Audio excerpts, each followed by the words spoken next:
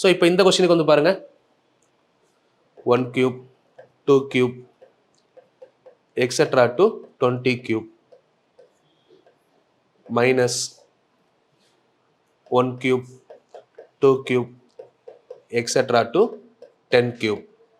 இப்போ இதுக்கு நம்ம என்ன பண்ணலாம்னா 20 into 21 n into n plus 1 divided by 2 whole square minus 10 into 11 by 2 whole square எடுக்கலாமா? இப்போ 2 கேன்சல் பண்ணிங்கன்னா என்ன வரும் 10. அப்போ 10 into 21 21 ஸ்கொயர் எவ்வளோ 441, அது ஒரு 100. அப்போ 44,100 மைனஸ் இங்கே கேன்சல் பண்ணிங்கன்னா 5 டைம் 5 into 11 இப்போ தான் பார்த்தோம் 55னா 3025.